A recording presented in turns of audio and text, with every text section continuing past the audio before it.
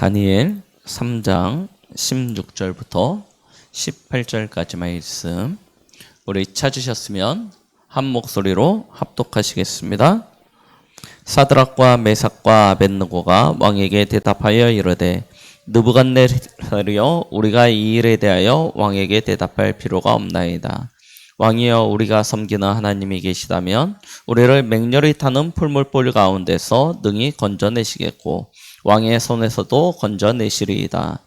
그렇게 하지 아니하실지라도 왕이여 우리가 왕의 신들을 섬기지도 아니하고 왕이 세우신 금신상에게 절하지도 아니할 줄을 아옵소서. 아멘. 오늘 말씀 제목은 내 것의 반대편에 서라 라는 제목으로 말씀을 나누겠습니다.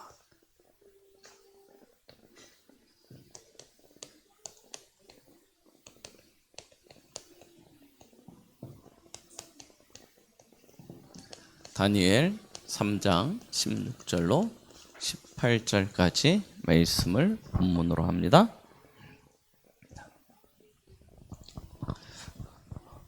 오늘 저희는 추수감사 예배로 하나님 앞에 이 시간 드리고 있습니다. 추수감사라는 이 절기의 근원은 성경에 보면 초막절이라고 이야기하죠. 또 혹은 장막절이라는 표현을 쓰기도 하고요. 때로는 수장절이라는 표현을 쓰기도 합니다. 이스라엘이 40년 광야를 지나서요. 가나안 땅에 들어와 그 땅을 차지하고 거기서 씨를 뿌린 다음에 가을에 그 모든 곡식을 걷어들이고 창고에 들여서 하나님 앞에 그날에 하나님 앞에 감사했다 해서 수장절이라고 이야기합니다. 추수한 것을 창고에 저장했다라는 의미로 해서 수장절이라는 표현을 가지기도 하고요. 또 이때 이스라엘이 어떻게 이 절기를 지내냐면요. 그때는 집에서 다 나와서 이 들에 나가서요. 들에다가 이 풀로요. 장막을 만듭니다. 풀을 꼬아서 이 처소를 만들고 거기서 일주일을 지내요. 그래서 초막, 풀로 장막을 만들었다. 때로는 그냥 텐트를 치기도 합니다. 장막. 뭘 기념하는 거냐면 40년 이스라엘이 광야를 지나온 그 여정을 기념하는 것입니다. 기념하면서 매일 하나님 앞에 화제를 드려요. 화제는 뭐로 드리냐면 곡식으로 드리는 거거든요. 1년 동안 걷어들인 그 곡식의 결실을 가지고 하나님 앞에 매일 일주일 동안 화제를 드립니다. 감사의 제사죠. 그리고 마지막 8번째 날에요. 이 절기가 끝났음을 기념하면서 대성회를 합니다. 그리고 절기가 맞춰져요. 그렇게 지내는 날이 초막절입니다. 이때 이 편한 집을 다 놔두고요. 들에 나가서 초막을 만들고 장막을 만들어서 일주일 동안 사니까요. 얼마나 불편하겠습니까? 물론 가끔 이렇게 캠핑 나가면 재밌기도 하지만 여러분 하루 이틀이지 일주일 동안요. 거기서 먹고 자고 다 얼마나 불편합니까? 애들이 그러겠죠. 아빠 우리가 왜 여기서 이렇게 해야 돼? 막 이렇게 얘기하지 않겠습니까? 이거 뭐 하는 거야? 막 물어보면 그때요. 뭐 이야기해줘요? 초막절 장막절. 이 날의 의미를 이야기해 주는. 그럼 어디부터 시작되겠습니까? 6월절부터 나오겠죠. 6월절부터 시작되어져서 광야 40년에 지나오는 여정 속에서 하나님이 베풀어 주신 7절, 오순절의 은혜, 그리고 마지막 이 수장절의 축복. 이것까지요. 쭉 이 7일 동안요. 자녀들에게 언약이 전달을. 그래서 하나님이 오순절과 7.7절 올해 아니죠. 6월절과 7.7절, 맥추절이라고도 이야기하죠. 그리고 수장절은 대대로 지키라라고 말씀하셨죠. 언약이 전달되어지는 가장 축복된 시간이었습니다. 이랬던 초막절이 교회 안에 규례로 남게 되어지면서 이제 교회에서 추수감사라는 의미를 가지고 지내긴 했지만 사실은 그렇게 큰 교회 안에서는 의미가 없었습니다. 왜냐하면 유대인들이 하나님 앞에 드렸던 절기였기 때문에 중세 캐톨릭 교회에서는 그렇게 큰 의미가 없었어요. 그냥 그런 흐름만 가지고 있었던 것이죠. 그러다가 이 추수감사절이라는 의미가 갑자기 확 부각되는 때가 언제냐? 영국의 청교도들이 종교 박해를 피해서 미국으로 이주해 오죠. 그 고난의 시간들을 지내고 난 다음에 미국으로 이민 와가지고요. 이주해서 거기서 이제 씨를 뿌린 것입니다. 그리고 거두어 드렸어요. 이날이 얼마나 감사하겠습니까? 아시지 않습니까? 거기 원래 있었던 원주민이었던 인디언들과 치열한 싸움도 해야 되고요. 풍토병에 걸리기도 하고요. 그런 어려운 시간들을 다 지내면서 씨를 뿌려서 걷어들이고 그걸 가지고 하나님 앞에 감사하는 그때 얼마나 기뻤었냐면 그날이 믿는 자와 믿지 아니하는 모든 사람들이 함께 하나님 앞에 영광을 돌린 것입니다. 그만큼 기쁨의 날이 되어졌어요. 그래서 미국에서는 이 추수감사절 주간을 국경일로 아예 딱 못 박았죠. 온 국민이 함께 하나님 앞에 감사드리는 그런 주간이 되어졌습니다. 그런 의미들을 가지고 있어요. 그렇게 흘러온 것이 이제 우리나라의 선교사들을 통해서 전달되어져 왔고 우리나라에서는 이게 전 국민의 어떤 그런 절기라기보다는 또 교회 안에 남은 절기가 되어졌죠. 기독교만의 절기가 되어졌는데요. 이 날에 저희는 어떤 의미를 가져야 되냐? 우리의 여정 속에 함께 하시는 그 하나님의 은혜, 이것을 감사하는 것입니다. 특히 이 추수감사절을 통해서 하나님께서 우리에게 허락하셨던 그 구원과 우리를 인도하시는 그 인도하심과 지금 여기까지 우리와 함께 하시면서 우리를 승리케 하신 그 하나님 앞에 영광 돌리는 것이죠. 이 축복을 우리는 실제로 누리는 것입니다. 그러면서 이스라엘 민족이 함께 자녀들과 이 날을 기념하며 언약을 전달했듯이요. 우리도 우리의 후대에게 언약을 전달할 수 있는 복된 날이 되겠죠. 이런 축복들을 우리는 실제로 누려야 될 줄 압니다. 하나님께서는요, 하나님의 자녀를 반드시 복주십니다. 반드시 승리케 하십니다. 이 축복을 나의 것으로 실제로 누리면 하나님이 역사하시는 그 역사를 보게 되어질 것입니다.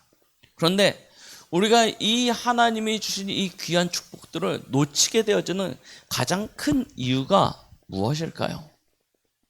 왜 이것을 보지 못하고 우리는 날마다 염려와 근심과 문제 가운데 우리의 시간들을 흘려보낼까요?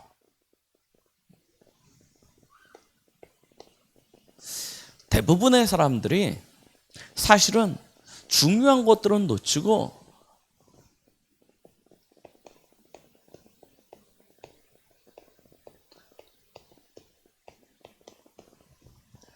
나만 합니다.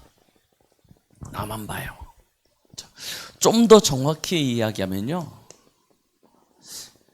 사람들은요,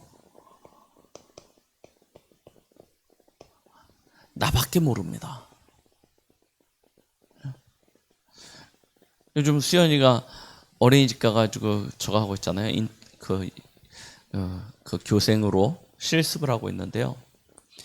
1세, 2세 반의 아이들을 들어가서 이렇게 저거 하면 애들이요, 일단 말이 안 되니까 무조건 손이래요. 애들 손에 뭐가 쥐어져 있으면 선생님들이 그 손에 쥐어진 거 잡으러 쫓아가느라고 바쁘대요. 왜냐? 애들이 이거 가지고 때리면 손으로 때리는 것보다 훨씬 더 문제가 되니까 그거 하느라고요. 선생님들이 애 손에 뭐가 잡혔다 그러면 막 뛰어가서 그거 빼앗는다. 아이들이요, 내 거밖에 모릅니다. 내 주장만, 내 고집만 펴요. 그래서 쉽게 싸우기도 하고요. 자기 마음대로 안 되면 쉽게 땡깡 피고 막 고집 피고 그러고 있습니다. 그런데요, 그게 아이들만의 모습이겠습니까? 실제로 가만히 보면 아이들은 진짜 충실하게 자기의 감정대로 표현을 할 뿐이죠. 어른들은 살짝 그걸 다른 방향으로 틀어서 감추어서 똑같은 모습으로 살아갑니다. 다 자기 중심이에요.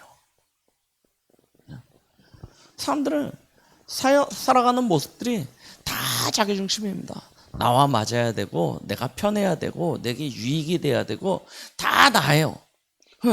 아무리 좋아도 나와 상관이 없고, 나와 맞지 않으면 관심도 없고요. 맞다고도 이야기 안 합니다. 오히려 내가 하고자 하는 그것에 반대가 되어지면 그것이 아무리 맞아도 틀리다라고 이야기합니다. 우리나라 지금 정치하는 거 보시죠. 옳고 뭐 바르고 없습니다. 다 나예요, 나. 근데 다 그렇다니까요, 사람들이. 자기중심이에요. 그 자기중심은 어디에 뿌리 내려져 있냐? 물질 중심으로요. 다 뿌리 내려져 있죠. 결국 이익과 손해로 갈리는 것입니다.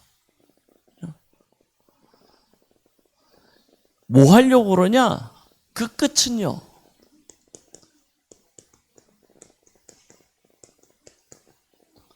성공 중심이죠. 인생의 모든 방향, 포커스가요, 성공이라 딱 거기에 꽂혀 있기 때문에 그 성공의 기준을 뭐로 가지냐? 얼마만큼 많이 가졌냐 아닙니까? 그러니까 그것 중심으로 해서 살아가게 되어지는 거예요. 자, 그러니 결국 어떻게 되겠습니까? 뻔한 결과가 나와요. 그게 뭐예요? 네피림에 잡히는 것입니다. 네피림의 뜻이 무엇이죠? 위에서 떨어진 자라는 뜻을 가지고 있습니다. 저 악령, 사단에게 잡히게 되는 것이죠.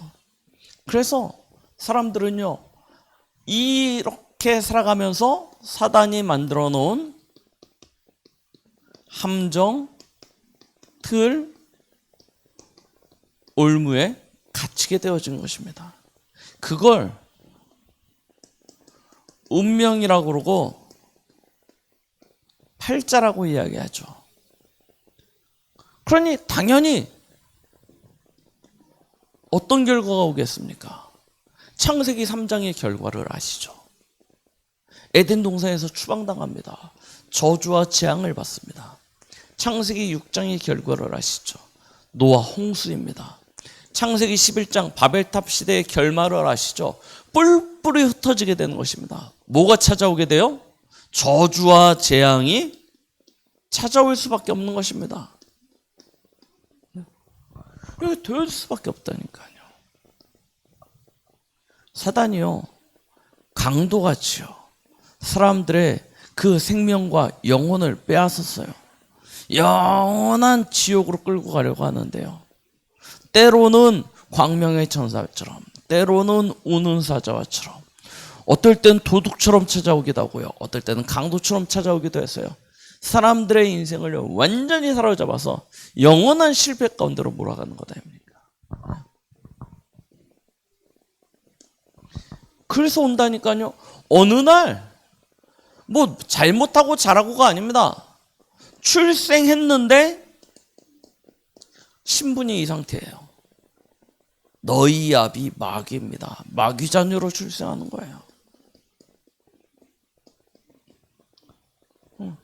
이게 사단이 만들어 놓은 거라니까요. 사단이 만들어 놓은 함정틀 올무가 무엇입니까?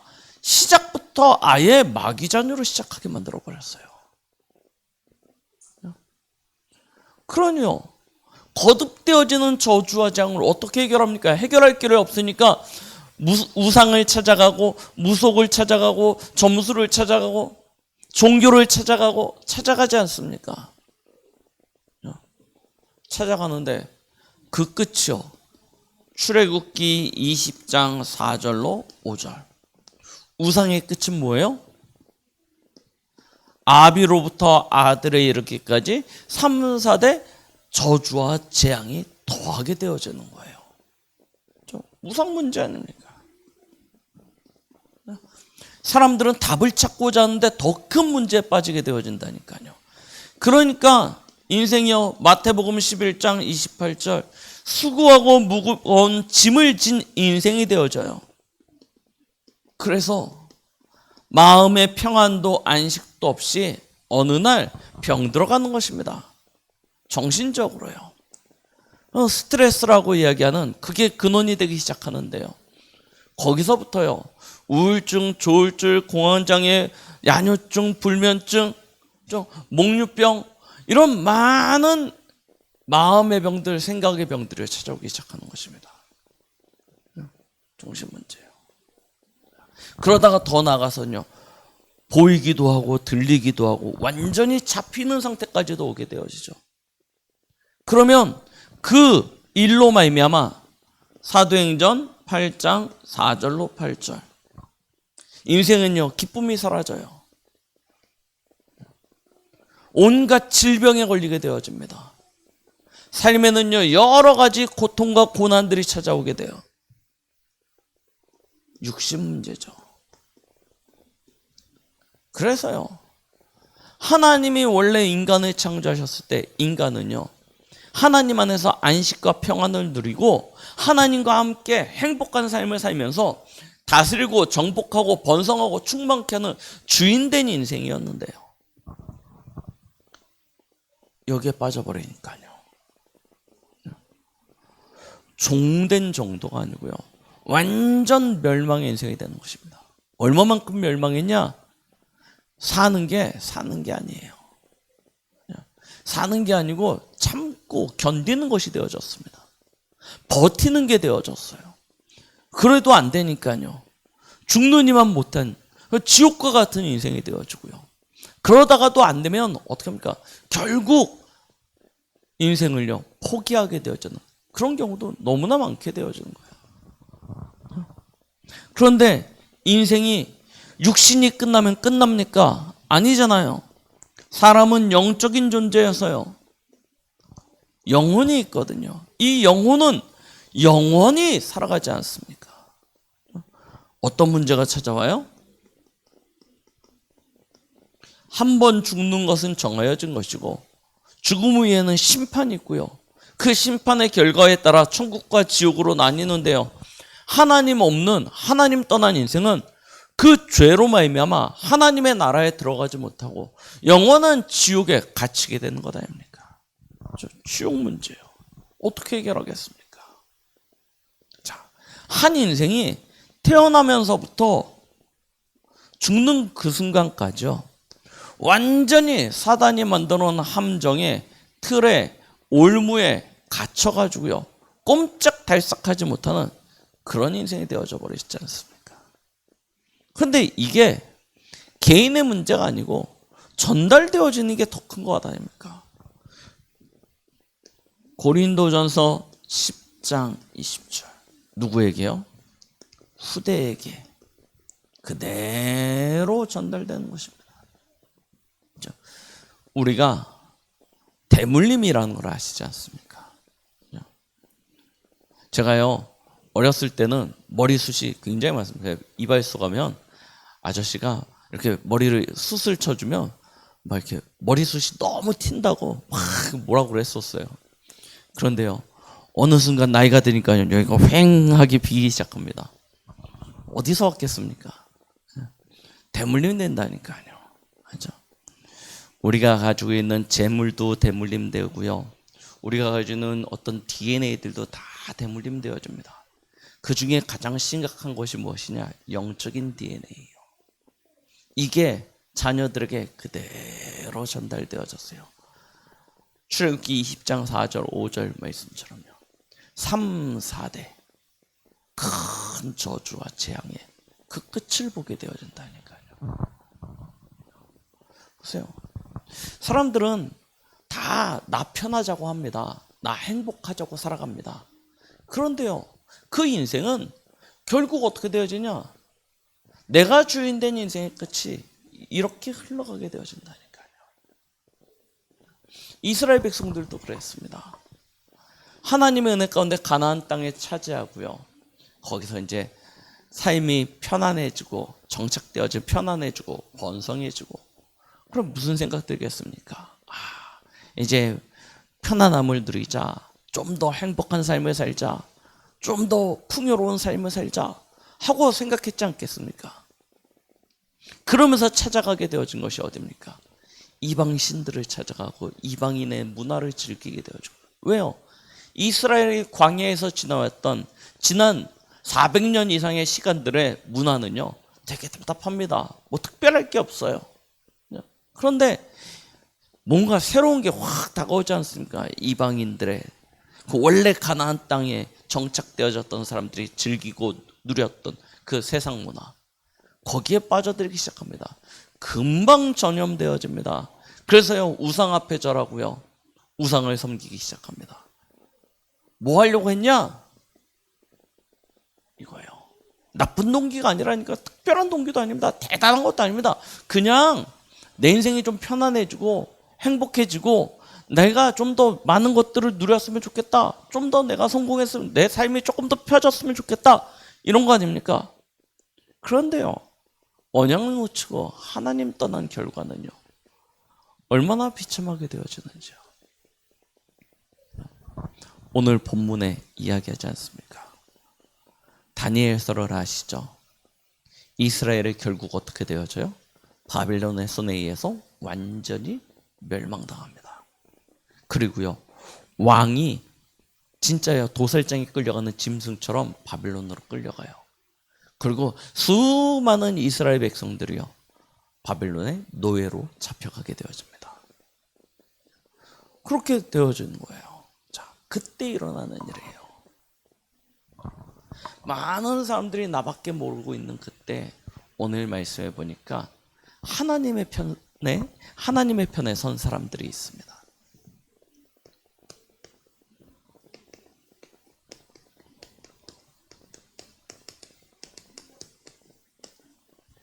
하나님의 편에 선 사람들.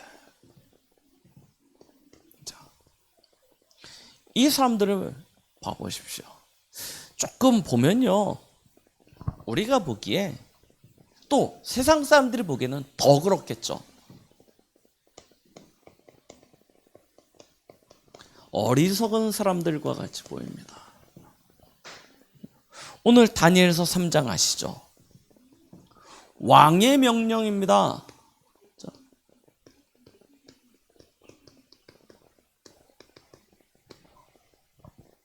왕이 명령했어요.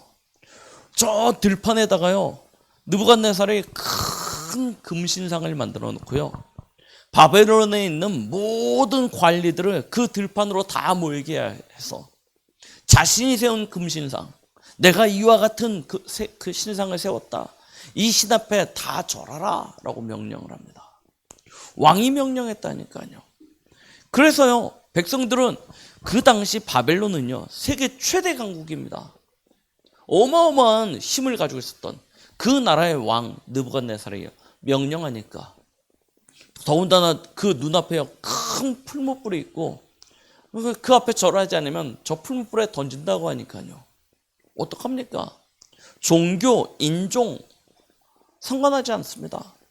바벨론은요, 큰 나라인 만큼 다민족 국가였거든요. 그래서 포로로 잡혀오고 노예로 잡혀온 사람들 중에서도 능력 있고 실력 있으면 관료로 세웠습니다. 각 나라를 다스리는 총독들이 다민족들이 많았어요. 여러 신들을 섬기는 사람들이 다 모였습니다. 그때 절하라는 거예요. 왕이 나팔을 붑니다. 왕이 나팔을 불게 합니다. 나팔을 불자마자요, 모든 신하들이 다 엎드려 절합니다. 그런데 보니까 3명만 절하잖아요. 표시나지 않게 다 엎드려 있는데 3명만 뻘떡 서 있으니까 금방 표시나죠. 불러오라고 이야기합니다. 불러와서 보니까 왕이 총애하고 아끼는 사드락과 메삭과 아벳느고예요.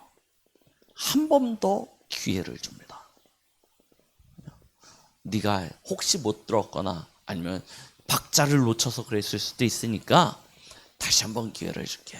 꼭 절해라. 안 그러면 너희를 던져 넣겠다라고 이야기합니다. 그러면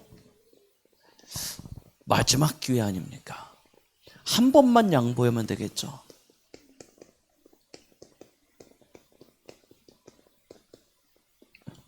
한 번만 양보하면 됩니다. 한 번만 무릎 꿇으면 돼요. 그러면 되는 거 아닙니까? 단순한 게 아니라니까요. 그냥 절하고 안 하고의 문제가 아니고 죽음의 위기라니까요. 어리석어 보이지 않습니까? 이게 좀 이치에 세상에 밝은 사람들이 보기에는요, 되게 외골수 같고요, 무식한 것 같습니다. 그런데요, 사드락과 메삭과 아벳느고는 반대편에서요. 그렇죠? 세상 사람들이 말하는 내가 생각하는 내 것과 반대되어지는 그 편에 서는 것입니다.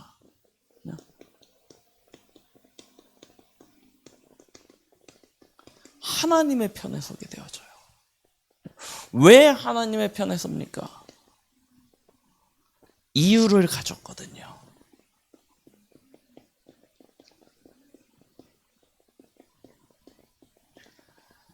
이스라엘이 왜 멸망했는지, 지금 내가 왜 이스라엘 땅이 아닌 이 바벨론의 땅에서 바벨론 왕의 명령을 듣고 있어야 되는지 이유를 정확히 알고 있었습니다. 왜 그렇습니까? 하나님 떠난 문제거든요. 왜 이스라엘이 멸망했습니까? 죄 때문에 멸망한 것 아닙니까? 그 죄가 무엇입니까? 하나님 떠난 수단이 뭐였습니까? 우상 앞에 절하는 거였어요. 그래서 완전히 사단이 만들어 놓은 이 함정과 틀과 올무 가운데서 멸망하여서 지금 포로로 잡혀온 것 아닙니까? 그래서 이스라엘의 관리가 아니고 저 바벨론의 관리로 지금 바벨론 왕의 명령을 받고 이 자리에 서 있는 것 아닙니까? 이유를 정확히 알았다니까요. 이유를 아는 것뿐만 아니고 이유를 가졌습니다. 어떤 이유를 가졌습니까? 그럼 여기서 빠져나오는 해답 무엇입니까? 이스라엘이 여기서 빠져나오는 이 바벨론에 포로되어졌던 이 자리에서 빠져나오는 답이 무엇입니까? 다른 게 없어요. 복음, 언약밖에 없습니다. 창세기 3장 15절 여자의 후손으로 오실 메시아, 이것밖에 없지 않습니까? 다른 우상 앞에 절할 수가 없습니다. 출애굽기 3장 18절 피, 유월절 어린 양의 피, 이것밖에 없다니까요. 그렇죠? 이사야 7장 14절 보라 처녀가 잉태하여 아들을 낳으리니 그 이름을 임마누엘이라 하라. 이 언약밖에 없는 것입니다. 빠져나올 수 있는 방법이요. 자신들이 가지고 있는, 사람들이 보기에는 성공했다고 이야기하겠죠. 권세를 가졌다고 이야기하겠죠. 포로로 잡혀와가지고 바벨론에 이런 어마어마한 관리에 섰으니까 야, 성공했네 라고 이야기할지 모릅니다. 성공한 게 아니라니까요. 그냥 나라가 완전히 멸망하고 백성들은 다 포로로 지금 붙잡혀서 전 세계로 흩어졌습니다. 자기는 그나마 그래도 운이 좋은 건지 하나님의 은혜인지 지금 그나마 바벨론의 관리가 돼서 이 자리에 서 있어요. 이게 성공입니까? 이게 성공입니까? 성공이 아니에요. 사실은 강대국 바벨론에 완전히 목줄이 메어져 있는 것 아닙니까? 바벨론의 왕에게 완전히 무릎 꿇려 있는 것 아닙니까? 근데 사람들은요 그렇게 생각하지 않는다니까요. 그래도 포로로 끌려와가지고 바벨론에 관리됐으면 성공한 거지, 이렇게 생각한다니까요. 진짜 답을 가지고 있는 거예요. 그렇죠? 거기에요 더 큰 이유를 가졌습니다. 그게 무엇입니까?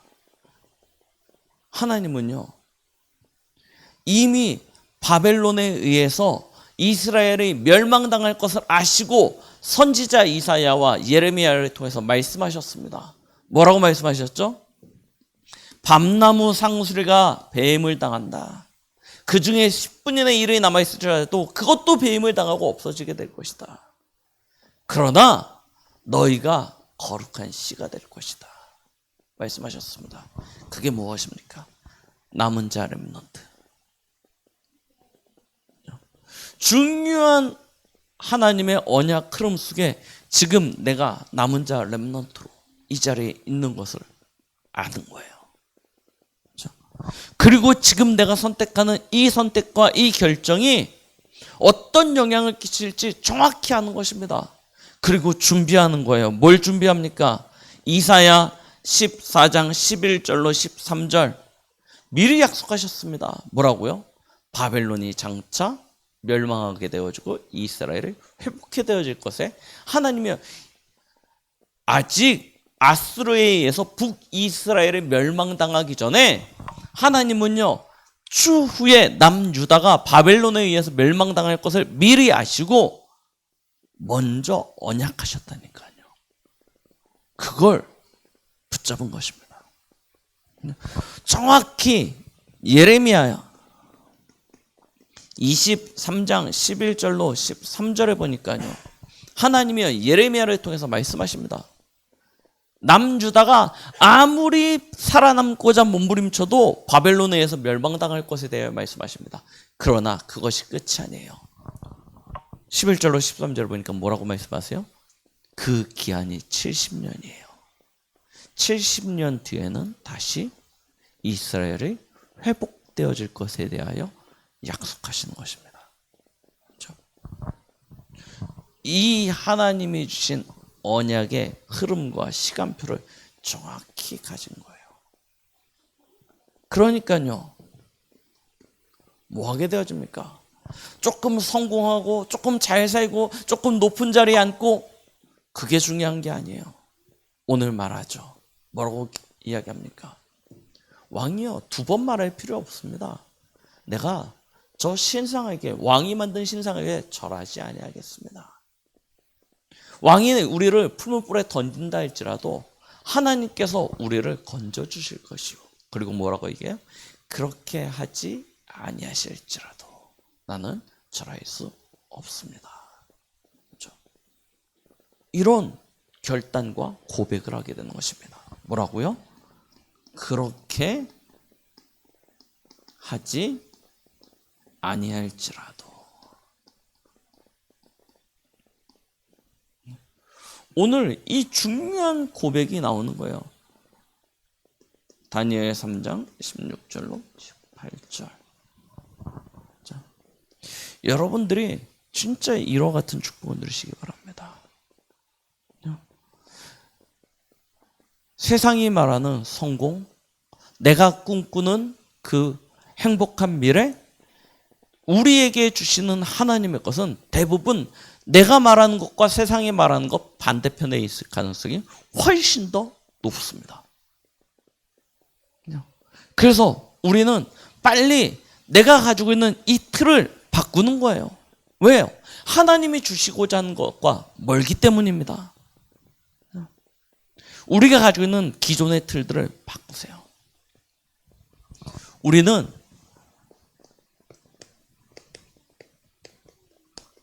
하나님의 것에 집중하는 것입니다.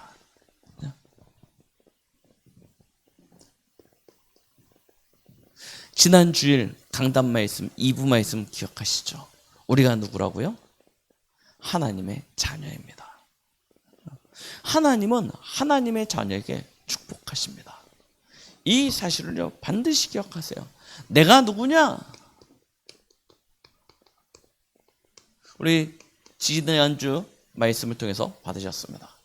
우리는 성삼위 하나님의 그 완전한 언약과 계획 속에 담겨진 하나님의 자녀입니다. 이거 꼭 기억하세요. 지금 내가 어디에 있습니까?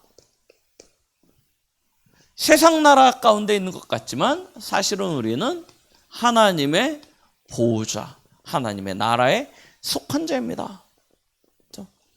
성삼위 하나님의 완전한 계획 가운데 하나님의 보좌에 속한 우리에게 지금 일어나고 있는 이 일은 그럼 어떤 일이라고요?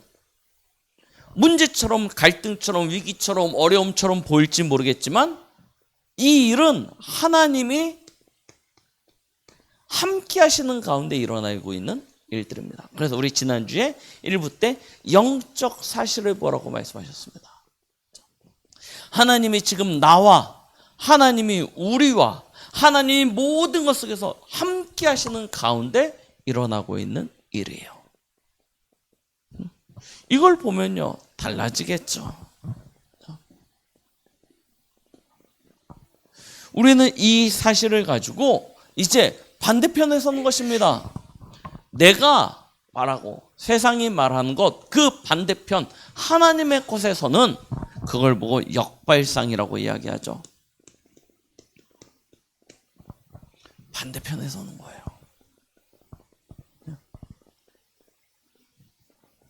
위기, 고난, 어려움? 아닙니다. 지금 우리에게 하나님이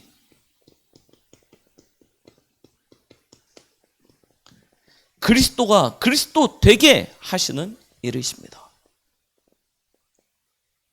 하나님의 나라와 그 일이 지금 성취되어지는 시간표입니다. 하나님의 그 능력이 내게 임재되어지는 그 축복의 시간이 되는 것입니다. 우리는 이 사실을 가지고 집중하는 것입니다. 다니엘이 그랬습니다.